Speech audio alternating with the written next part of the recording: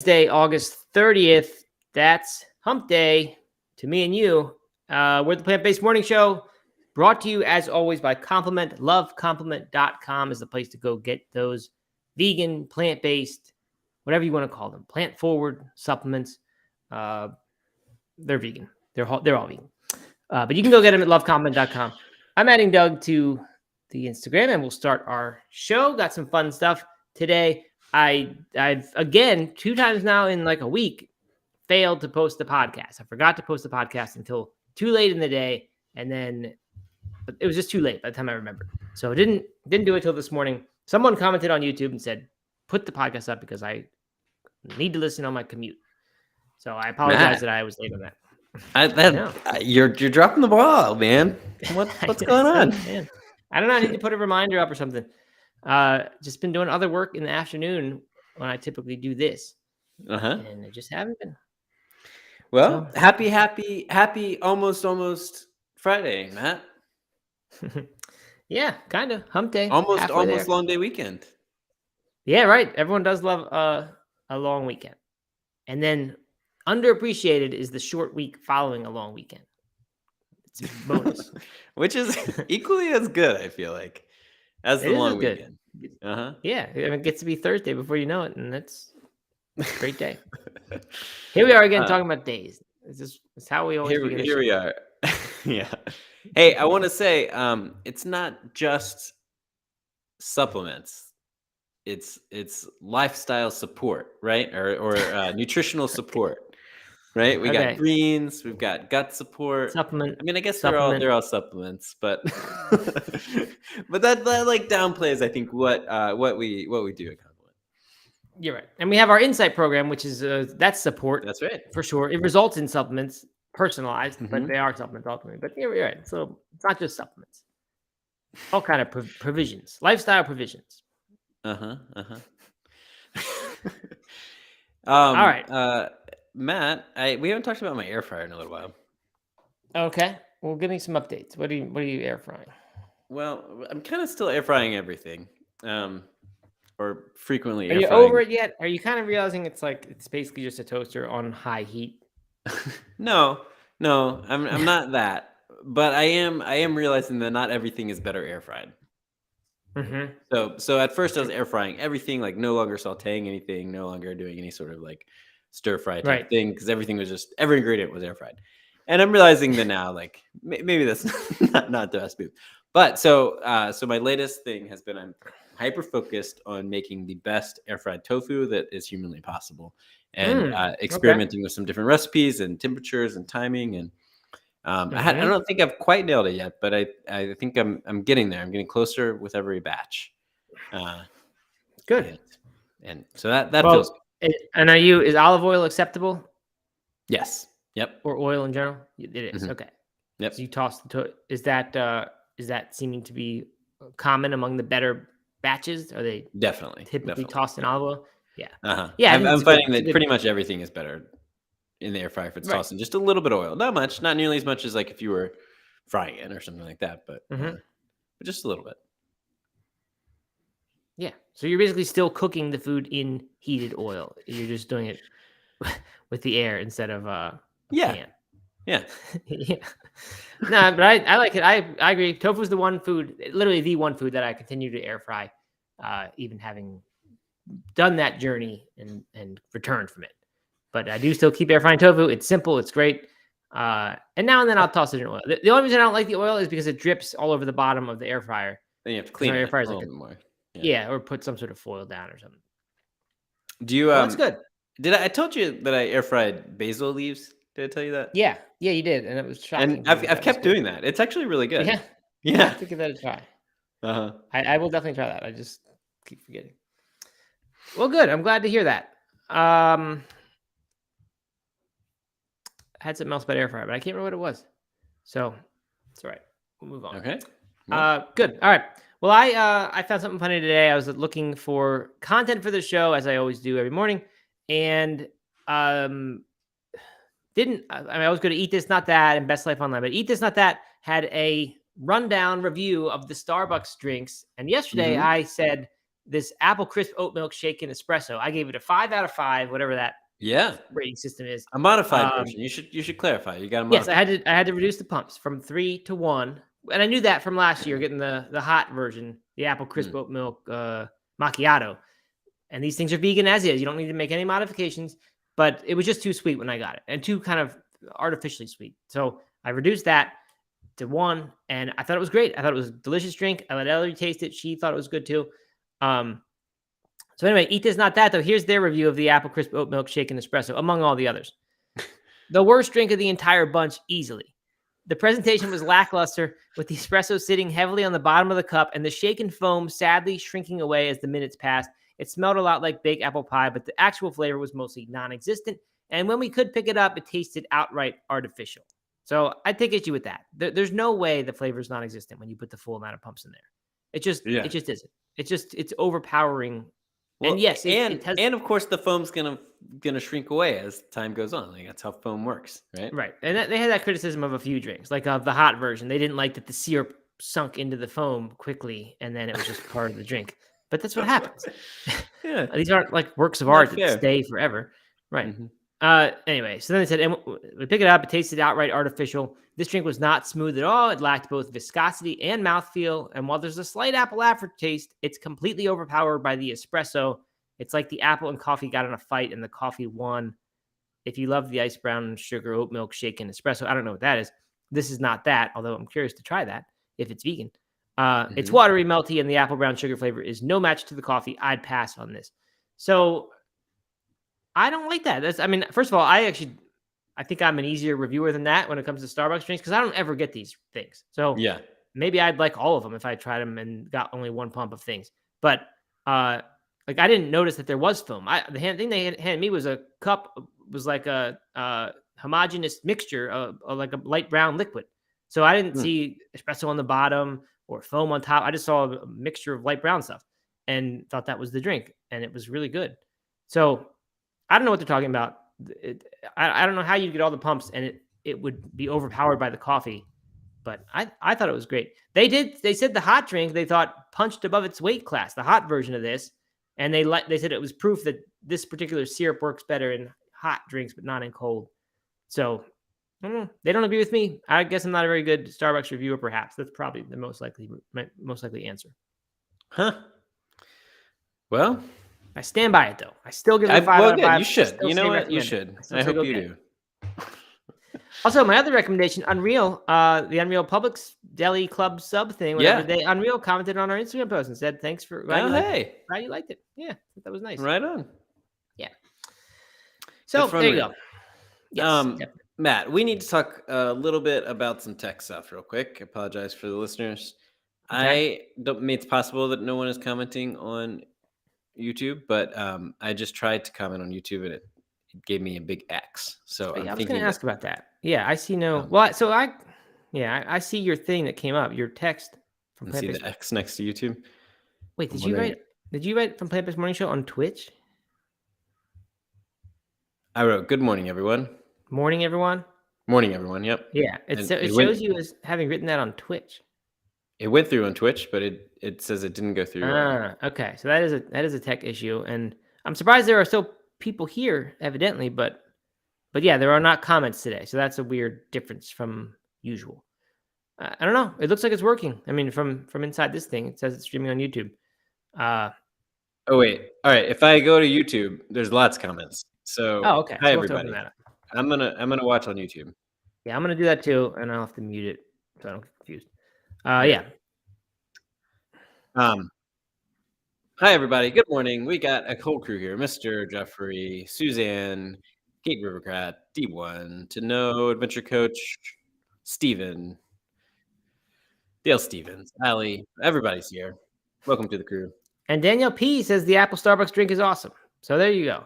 Someone else. All right. Very good. Mr. Jeffrey asked, because he's a chef or was a chef, ask if you use any starch, like cornstarch or potato starch, on the tofu in your master recipe that you're putting together. Cornstarch. You do that. Yeah, just lightly coated in cornstarch. Yep. Yeah, that's in a lot of recipes. I've never found that to be like an indispensable thing. Like it just seems fine to me if you don't put that. I guess it gives a little very light sort of breading almost. Yeah. Is that right? Yep. Gives it a little more crisps it up a little bit. Okay. And Mr. Jeffrey also says he normally just gets a plain nitro, and I've definitely gotten that, and it's good, which is just their nitro cold brew drink. But if I want something a little sweeter, then the brown sugar shaken oat is where it's at. So I didn't know that was a thing. I'm gonna have to give that a try because I'd like to try a little sweeter thing now and then. And the nitro coffee, man, when I first had my first nitro coffee, it rocked my world in the best way possible. Yeah. Definitely. It was so freaking delicious. And I still turn to it sometimes. But oftentimes, even when it's like I'm at a place that serves it, I pass. But it is a nice treat. It is something different. Yeah. I almost bought, when I went on my golf trip last weekend, 2 weekends ago, I don't always like the coffee on this particular trip. So I was going to get a nice coffee option for the morning. I ended up getting cans of Starbucks, whatever it is. I think it's just cold brew. I don't think it's nitro. But I've been seeing this thing in the beer section of the store, this Guinness nitro coffee thing. Have you seen that? No. Is it beer too, or is it just Well, coffee? yes, it's beer too. I didn't realize that. I thought it was just Guinness selling nitro cans of coffee. You were chugging those in the morning? Yeah, I got the 8-pack or 4-pack or whatever it was in my hand, and I was ready to purchase it. And then I realized 4.5% alcohol or something. So I said, "Oh man, you should." That would have been hilarious. Had you just shown up at breakfast with one of those? And yeah, but I feel like Guinness should get into. They have such a good, strong brand. I don't know. Do they make barbecue sauces and stuff? I feel like I've seen that before. To me, it seems like they could make just good old cold brew coffee or barbecue sauce. And I think anything is supposed to have a rich, earthy kind of flavor. I think people are going to associate Guinness as being good at it. So Guinness, you should do that. That's what I think. There you go. Hey, I got. What's your thought on mouthfeel? Everybody talks about mouthfeel, like, including this review. Do you pay much attention to mouthfeel? No, I don't think so. But maybe it could be a plus. This drink certainly didn't have that. But I guess if you got a foamy drink, you would sort of maybe notice a creamy mouthfeel. Or oat milk, right? Oat milk you can notice usually a good mouthfeel, although this drink had that. But I think when you drink oat milk compared to almond milk, you do get it's slightly better. You understand what mouthfeel is. Yeah. What? So you don't you think it's all a hoax? I think it's overrated. I think that I think people play too much into the mouthfeel because they don't know what else to say. They're like, "Oh yeah, so it feels good in my mouth." Like I've been getting back in bourbon, and I don't know if we've talked about this, but No. And so I've been doing more research on different kind of harder to find bourbons or unique bourbons, I should say. And everyone always talks about mouthfeel, and bourbons just like burn your mouth. Like they all have the similar mouthfeel, in my opinion. Right. And so I just think it's one of those things that people kind of play up, and talk about because they don't know what else to say. I think that sounds like an accurate assessment. I don't drink a bourbon. I just don't like them. On the golf trip, they had some $300 bottle that was bought with the gambling proceeds from last year because people bet on the different players and things. And I didn't touch it. It was like a big celebration. And I've tried it before when they've had the fancy thing, and it tastes like fire water to me. It's just not good, and it burns your mouth. And then you're right, the mouthfeel is just like liquid and fire.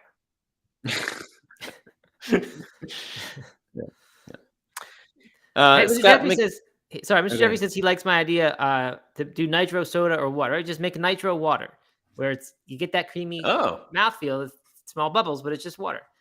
And he doesn't think I wonder if that would work. Would it work? I don't know. I think it's a good idea, though. And Steven wants us to do a morning show after a few accidental nitro Guinnesses. That could be fun. Yeah, that could be fun. That would be fun. Maybe if we bring back Friday shows. Yeah, maybe. All right. Enough of this nonsense. Let's get to our usual hard-hitting content. Actually, it was a little weird hard-hitting content today. I didn't find that much hard-hitting content, so I had to dip into the Morning Brew non-vegan stories, including this one about AI.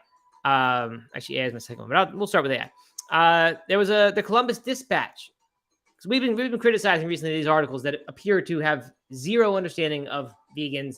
And I said they're not written by vegans, and then you suggested maybe they're not even written by humans. They might be written by computers, AI.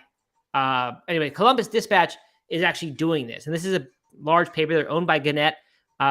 They have a local AI sports writing initiative that they are currently now on pause with after an article that recapped a game in Westerville, Ohio, went viral on X, which used to be Twitter, for they're saying being borderline illegible.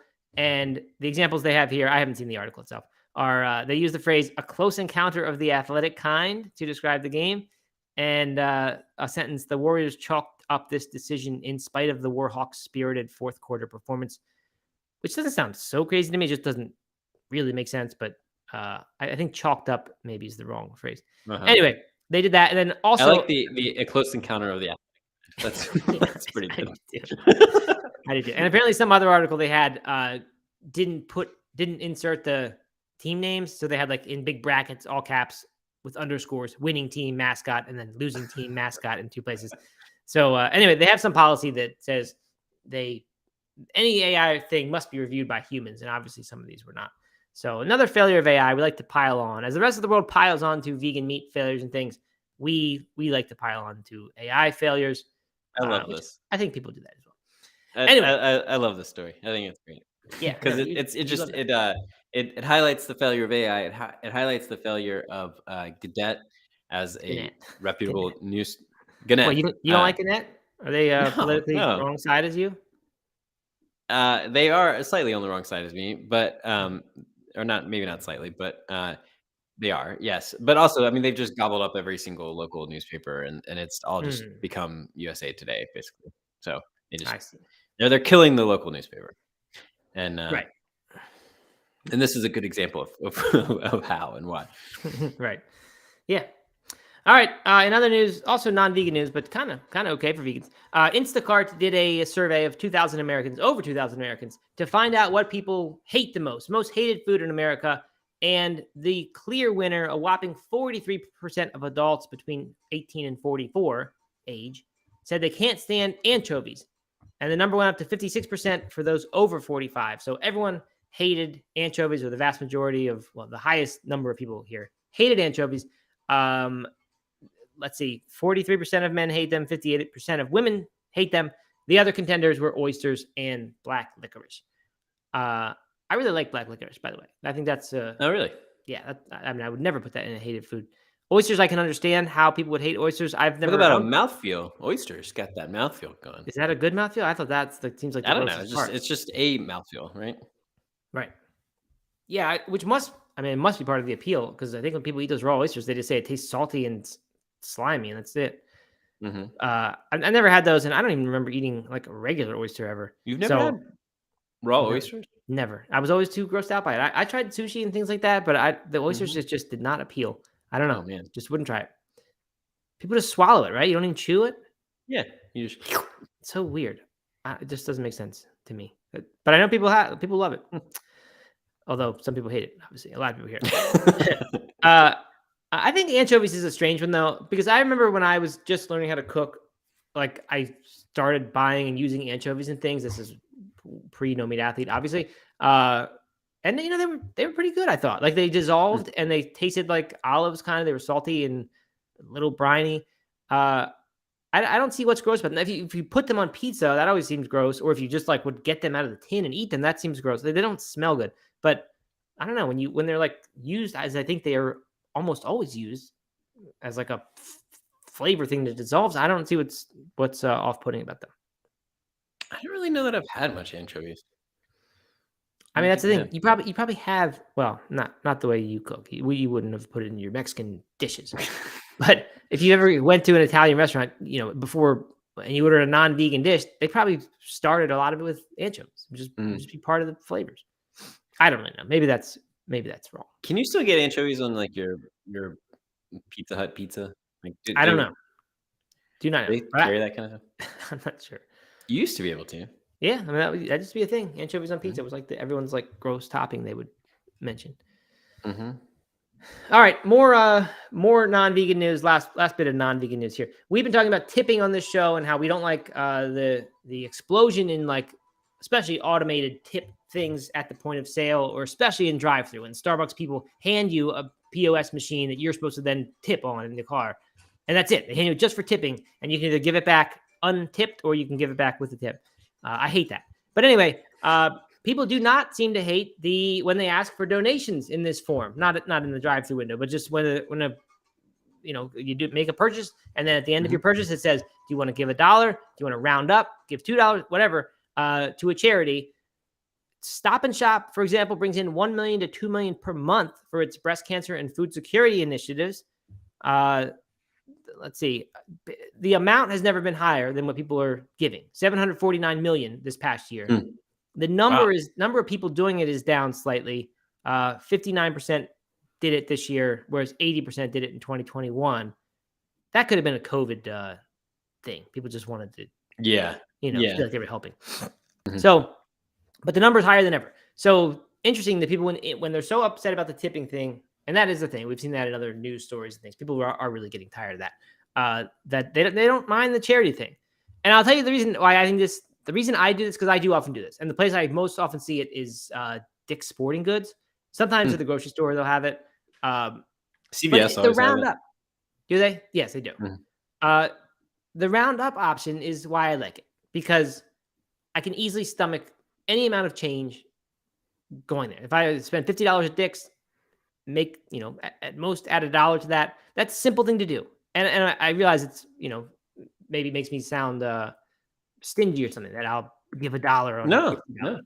But I think for a tiny amount like that seems insignificant to a lot of people are going to do it. Whereas if you ask for a $3 on, or the default setting is $2 or $3 on a couple coffees, that's crazy. No one wants to do that. So just add this little keep the change sort of thing. I don't know. I think it's great, and I'm glad people are doing it. I think it's great too. I actually very rarely do it. Oh really? Yeah. We give, but we give to specific organizations every month, and just kind of a part of like an auto withdrawal type thing. And so I think I view that as my charitable giving, and often don't do this, but I do like it because it just makes it a lot easier, right? I mean, it means you don't have to go pick out an organization or think to write a check or anything like that. And you do if you want to give in any substantial amounts, you do, because this opportunity doesn't come up that much, right? Like that's right. If you want, right, sure, but if I mean, like you said, it just makes it really easy to just give it $1 or some extra change or something like that. Yeah. Part of my problem is normally I've never heard of the organizations, and I don't love giving to organizations I don't know. I don't even often hear what it is. And the thing is, I think part of the reason I do it is I don't want to look like a jerk saying no. When the cashier says, do you want to round this up for, and then he mumbles some charity and I've never heard of, don't even know what it does. I'm always like, yeah, just round it up. That'd be good. And then I feel good. I wonder how we can get like keto in there or something. What would happen? What would happen if CVS had a roundup for keto? Yeah. I don't know. I think if they just mumbled it, people would do it. I don't know.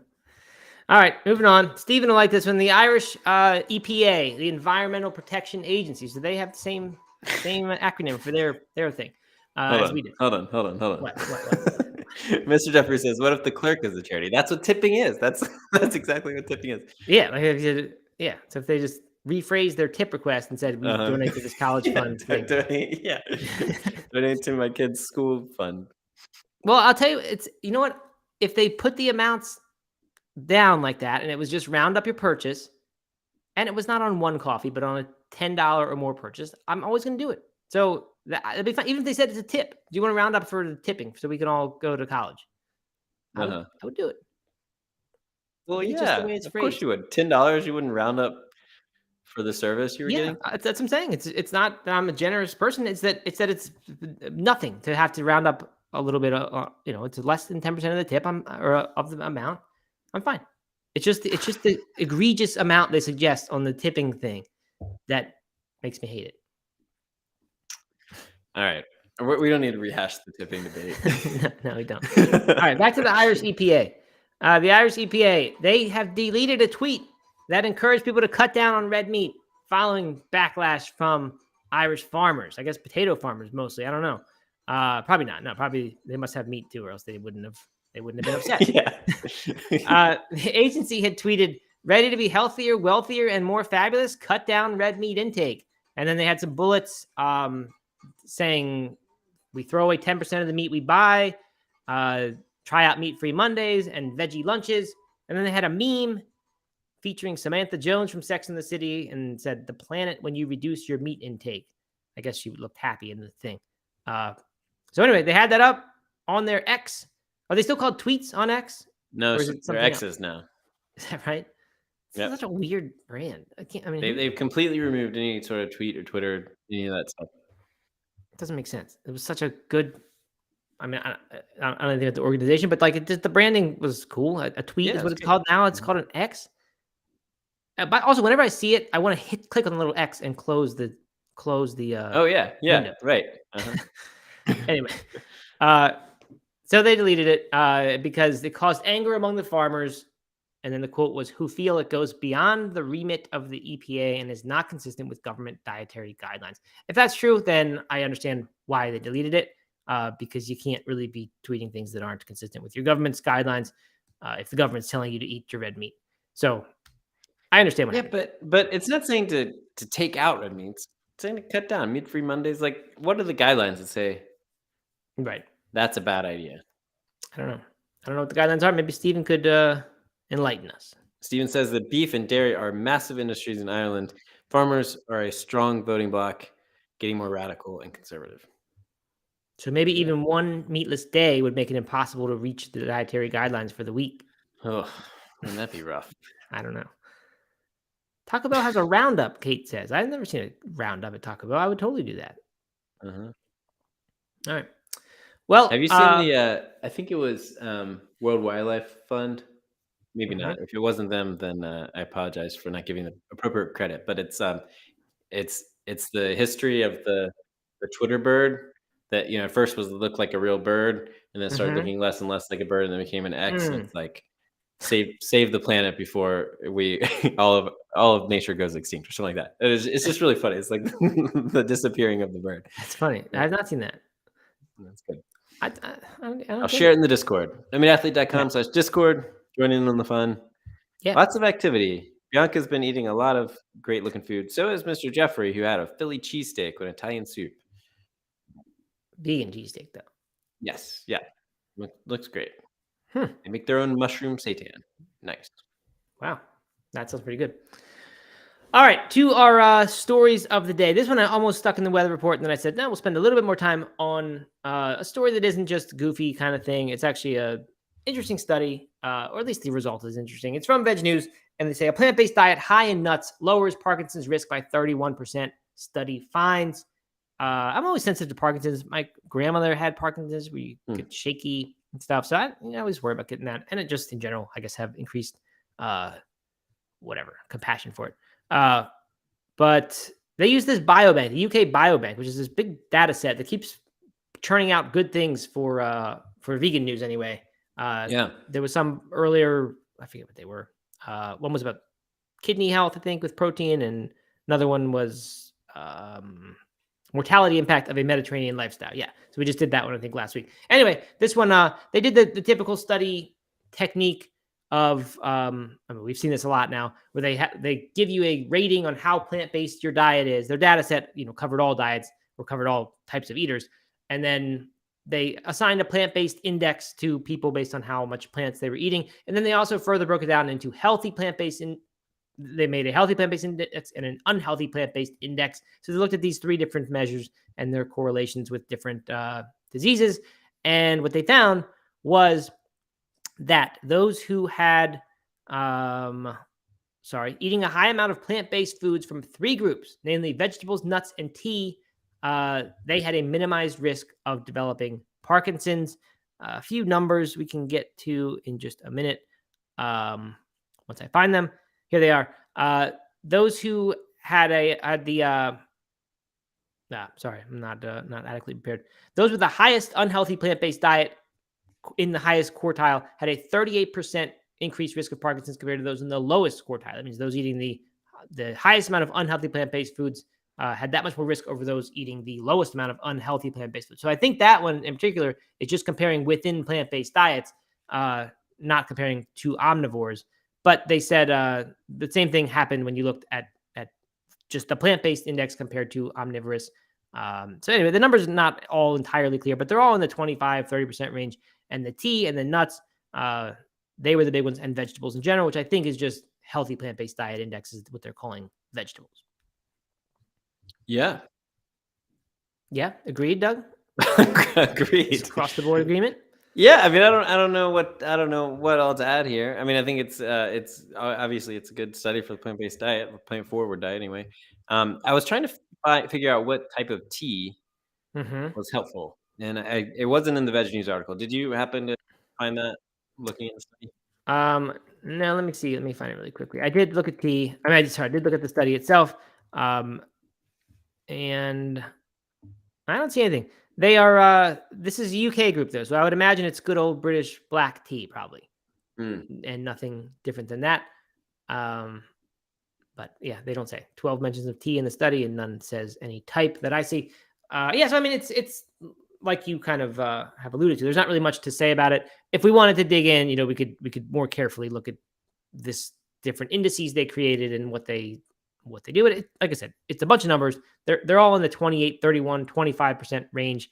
And like I said, it's plant-based versus non-plant-based, and it's healthy plant-based versus unhealthy plant-based. In both of those ways of measuring, they showed improvements in this range, and that's it. I mean, those are massive decreases in risk if it is to be believed. Yeah. I haven't seen any criticisms yet of the studies that are using this biobank data. I don't know if somehow the whole data set is somehow biased, but I doubt it. It sounds like it's not done it sounds like it was carefully done just based on how many studies are using it. So good news for plant-based, I think. And we need some of that because we've said a lot how plant-based appears to be not having its best day right now in the media. I saw some stories today about looking at Google Trends. They didn't have a lot of detail, but they said that if you look at Google Trend data on veganism and related terms, the numbers are about half what they were at the peak, which was a few years ago, around the pandemic time. About half of that. Yeah. How about pre-pandemic time? Are we lower than it used to be? I don't know about that. That's a good question. They didn't give a lot of detail. They just said it was about half. Yeah, that's not good. It's not good. No, there's a lot. So that segues nicely into the main articles we have for today. Before we move on, what are your thoughts on? So like I read this, and obviously I don't want Parkinson's, and it kind of solidifies the diet that I'm choosing. It makes me want to go a little more cleaner, drink a little more tea, maybe. But like, I don't, how do you decide? Do you just focus if you were like, okay, I'm going to eat for to help prevent some certain chronic diseases, or are you picking out ones that are maybe that your family has a history of or something like that, and kind of focusing in on those, or like, because you can't obviously there's some trends between this or heart disease or diabetes or whatever, but how are you picking where to focus to fight chronic diseases? That's a good question. And I don't have an answer really. I like so I did the 23andMe thing and did the health, whatever it is. I don't know. It wasn't just the ancestry, but also the health. And so you get to see what you actually have increased risk for. And so I did see that, and I have a slightly higher than usual Alzheimer's risk.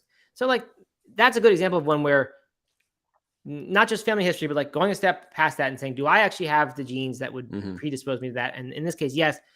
And then my answer is I haven't actually done anything differently than that. I'm always happy when I see plant-based studies or studies that say a plant-based diet helps with it, like this. And I think that's sort of, the reason why is because you see these headlines every week, and 1 week they're about this, and 1 week they're about bone health, and 1 week they're about something else. And there is actually recently positive bone health, not just negative, because there was negative bone health stuff before.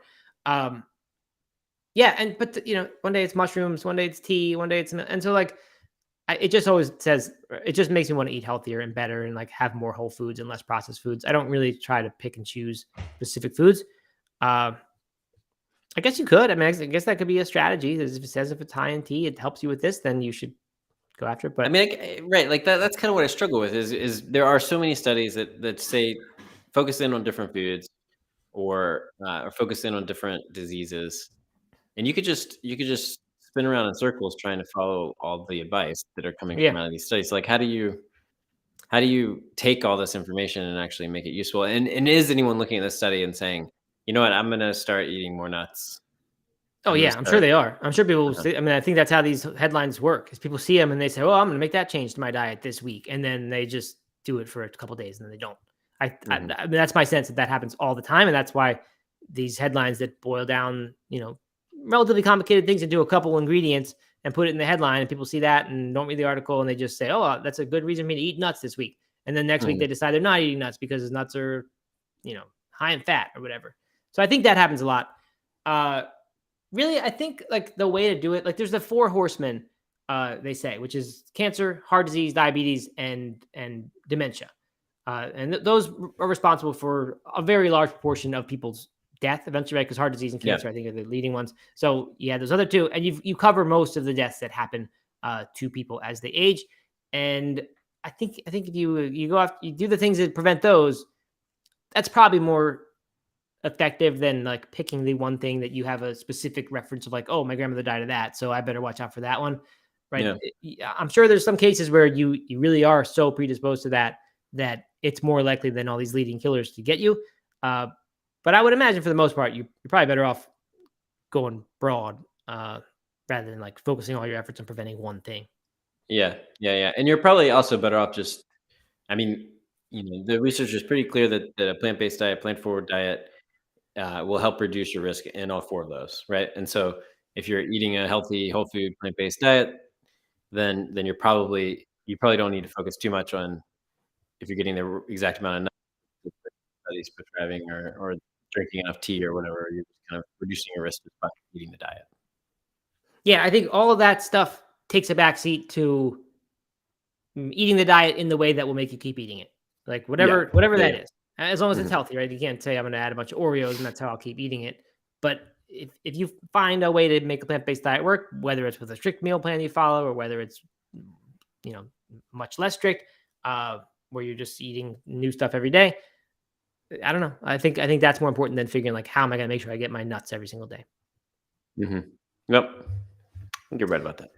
All right. On to some marketing, Doug. This should be your heyday or your heyday. This is your wheelhouse here. That we got talking marketing, plant-based marketing, no less. We should have invited Oatly on for a guest spot. Come on and like we should have give us some good extra inside information about how to come up with really winning campaigns like Thanksgiving vegan rescue hotlines you can call. And all those kind of good ideas. Leaving a blank billboard for other companies to advertise. Right. I should say I like Oatly's products. I'm not an anti-Oatly person. I just hate their advertising. I think it's terrible. Anyway, this is Ad Week, which is an odd source for us. The headline is Talking Tofurkey. Plant-based food marketers imagine their got milk. With got milk in quotes. So they're saying that the point of the article here is that there's all this stuff going on with the plant-based meats, being reported all the time that they fail.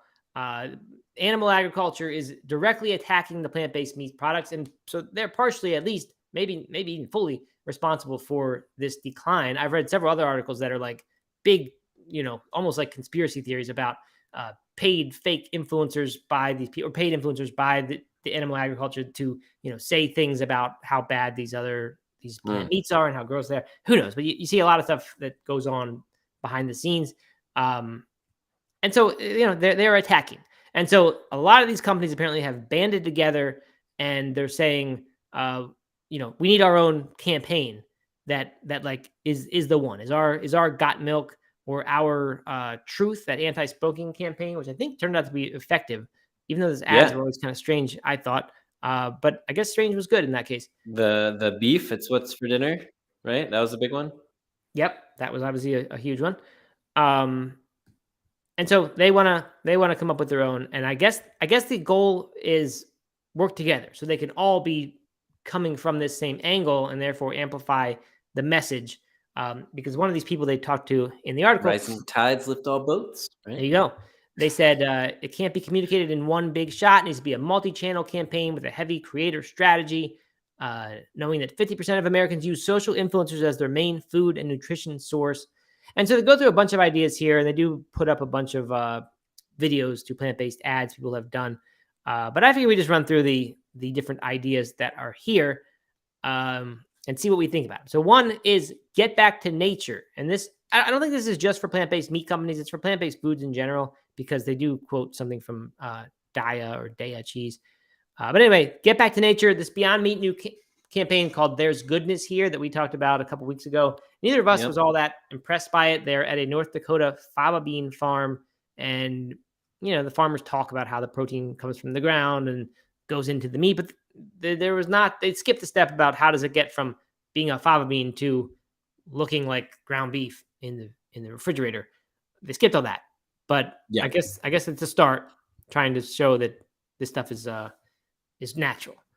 I don't like this one. I like it for Beyond Meat or for a highly processed food, right? That's trying to highlight some of the food real ingredients in there. I mean, I don't know if there are any true real ingredients in Beyond Meat, but so I like it for that. But I don't like it for eating more plants in general, right? I mean, or a black bean burger, right? Like if I was right, like we already know that's healthy.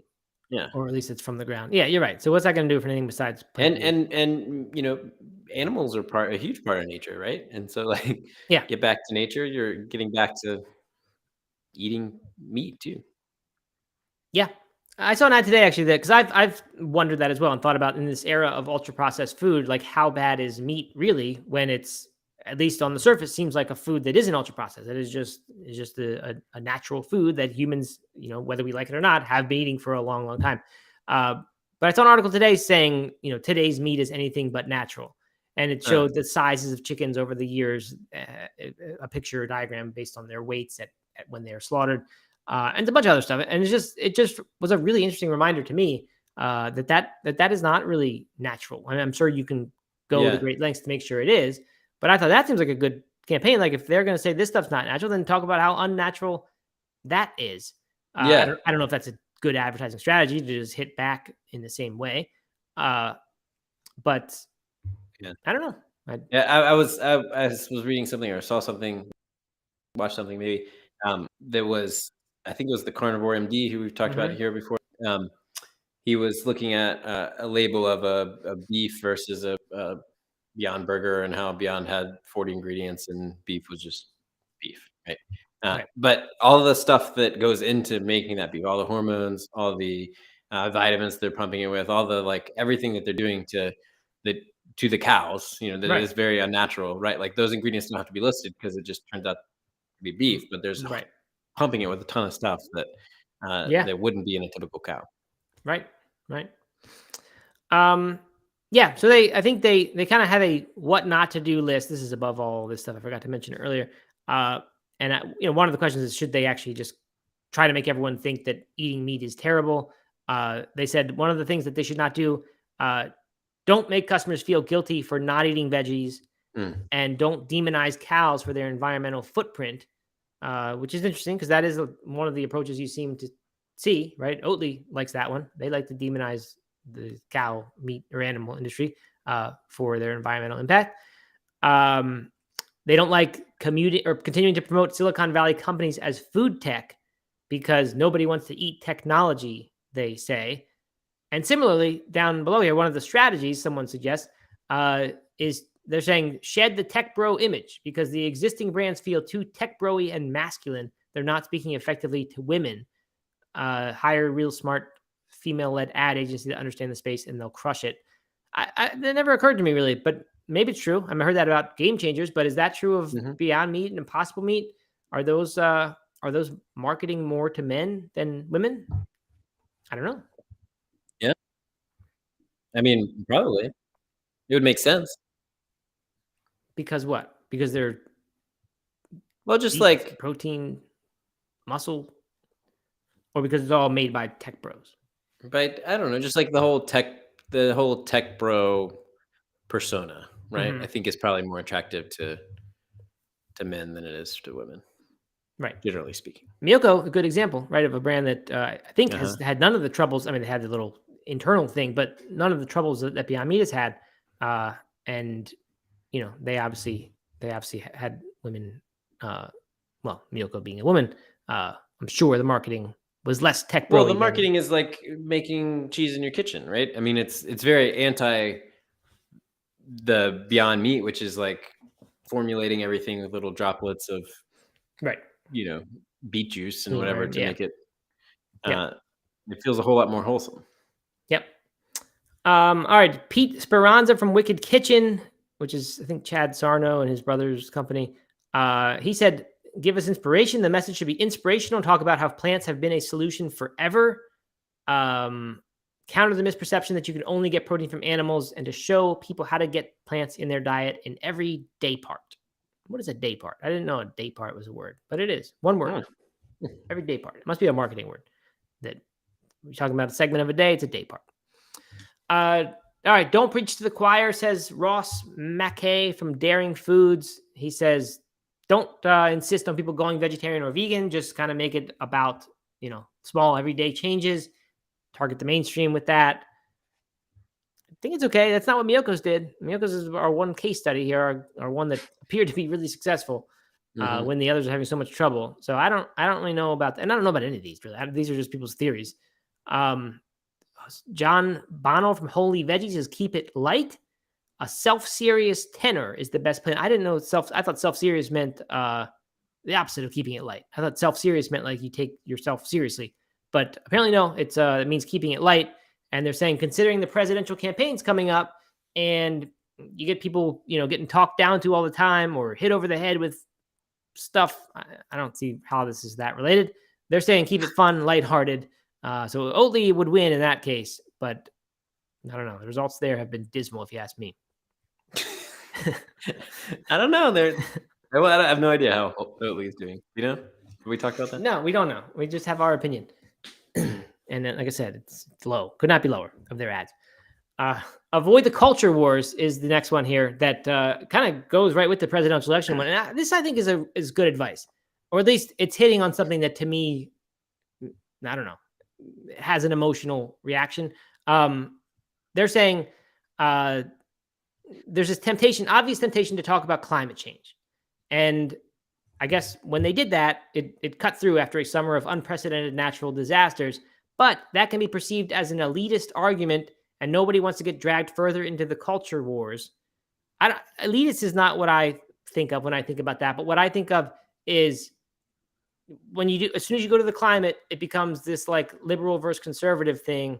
And that's just this huge fight. And I don't think you want, I don't know, but I don't think you want these products to be like the liberal product. And then that means half the world is against them and the other half likes them, because not even all the liberals like them. Even if they like the idea of them, it's still a lot of effort. So I don't know. It just seems like I don't think you just want to like be on one side. My problem with this is not so much the like liberal versus conservative thing, but that then you have every plant food gets lumped into a climate food. And so then when an article about cultivated meat or about, how Beyond Meat isn't as environmentally friendly as it was initially thought or whatever, then it becomes negative press, right? Like there are so many positive things about plant-based foods. Like let's focus on those and that are undisputed, right, around nutrients. And I guess even those are disputed now with the anti-nutrients and all that stuff. But but like you know what I mean? Like you're just kind of opening yourself up to people pointing out, well, what about this? Well, what about that? When it turns out that it's not as good as it was hoped to be. If that makes sense. Yep. Yeah, I agree. As you were talking, I thought about, I think it goes along with what you're saying, but it also is what I was saying. Like every day now I see Daily Mail have anti-vegan news, and it's like they suddenly have this vendetta against vegans. Mm-hmm. And I've seen two articles in the past 2 days about one about a woman, one about a man who the story is they went from vegan to a raw meat or carnivore diet, and now they feel so much better.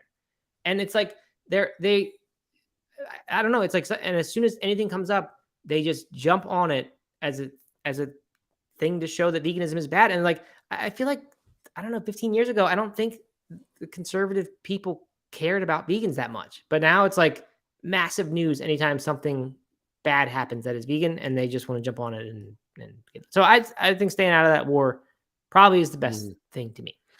Rivercat says that the environmental argument cuts through more now or lately than health and animal cruelty. I don't know about health. I don't know if I agree with that entirely, but definitely more than animal cruelty. You're definitely seeing it more. So I do wonder if that means it's working. But I don't know. I mean, people do feel very passionately about the environment, right? And if they get a little bit of like a dopamine hit every time they buy something that is slightly more environmentally friendly, then that's not a bad thing, right? Yeah, but does it actually work? I don't because I remember a few years ago the thing was everyone in the environmental industry says, or kind of knows this, but won't actually do it. Like no one actually eats plant based, or very few actually do, even if they think it might work, or just not talked about that much. How well a plant based diet works for that. Yeah, I don't know. I stay out of those environmental matters. Adweek here with this here. This is actually the best advice. I think this is good, and it's the hardest one. Rachel Conrad says she's not convinced that a coalition or mainstream ad campaign would be effective for brands in this space, because they're all so small, low household penetration, and premium prices. I mean, that's a problem. But she basically says hyper proactive, laser focus on earned media, speak out whenever there's an ad attack from animal agriculture. Refute everything, comment all the time for news stories, put out massive amounts of thought leadership, be at the UN, at Davos, I don't know what Davos is, TED Talks, creating viral videos. So yeah, no problem. Just go create viral videos because that's easy to do. Contest for fans, picking up user-generated content, using AI to generate ads for virtually nothing. I mean, yeah, like that's a really good thing to do if you can do all that. It's just immensely difficult and expensive to do that. Yes. Yep. But that's if you do that, then that'd be great. Yeah. I mean, I do think there's something to be said about just speaking out all the time, just being everywhere. Yeah, right. And I just think it takes a long time, and it's not cheap. But yeah, if you keep doing that and you have the budget or the runway to do that for 3 years before you kind of start getting somewhere, then I think it's the right move. Yeah. So anyway, no, not a lot of great ideas there. We're kind of over time here. Let's just really fast talk about this next one. It's a guy saying it's the question is from fastcompany.com. Does lab grown meat need a rebrand? One expert came up with 400 different options. So I was kind of interested by this because he says cultivated isn't it? And good thing we're getting away from the phrase lab grown because that's not good. He's come up with a bunch of names. He's come up with 400 names. He doesn't disclose them all here, but he's got some. And I don't know if I like any of them. They're all terrible. He started a firm and he's been thinking about this for a couple of years. All right. So he's got grown meat is one of them. Whereas instead of raised meat, you just call this grown meat, which I guess is okay. It's not the worst of them. In fact, it's probably the best, in my opinion. Copious proteins, perpetual proteins, meaning we never run out of the supply of these. Perpetual proteins. I mean, but proteins, like no one wants that, right? Like proteins, like that sounds so lab grown to me. You're right. People do talk about the food as protein, like you're going to want a protein on that salad or whatever. So they do use that word. Maybe just protein instead of proteins. I don't know. But and then he's got some are vague, like method eating or switch eating. And he says the names don't have to be correct. They just have to put an idea in mind. So I'm not getting those. I'm glad someone's thinking about this.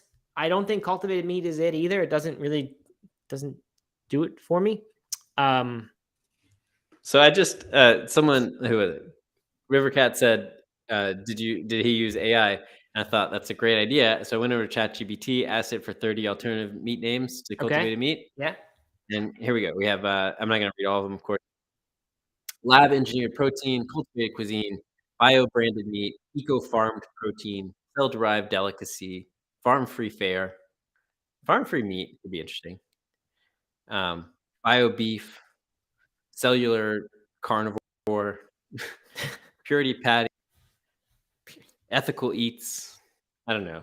Cell cultivated cuts. Eco farm protein. That was pretty good. Yeah, Eco Farm protein. Do you like Eco Farm protein or Eco Farm meat? See, I don't like the word protein. I like meat better. I actually don't know. I'm not sure what I like better there. It's a good question. Synthy sausage. Guilt-free Well, you're using grub. AI. You're doing what the last person suggested in the other article. You are incorporating AI to generate ideas for virtually. There you go. There we go. Friendly flesh. This is a Birdman recommendation, everyone. YouTube. Franken meat. Yeah, it's good. Yeah. So anyway, we got some work to do. It is clear, but yes, we're not going to get there today, I don't think. So that's where we will leave it. A little extra show time today, since I forgot the podcast yesterday. It's up there now, though, by the way. So there will be 2 going up today, assuming I remember this afternoon's. Yeah, thanks for listening, everyone. I don't know what happened with the difficulties today, but it worked out. We went over to YouTube itself and got all the comments there. So maybe we'll start doing that going forward. Just do it on YouTube and not have to deal with this restream. Wouldn't be a bad idea. Straight up YouTube. All right. Yeah. All right. Well, thanks everyone for tuning in. We'll be back tomorrow for Thursday, best day of the week. We'll see you then. All right. Bye, everybody. Okay. Bye.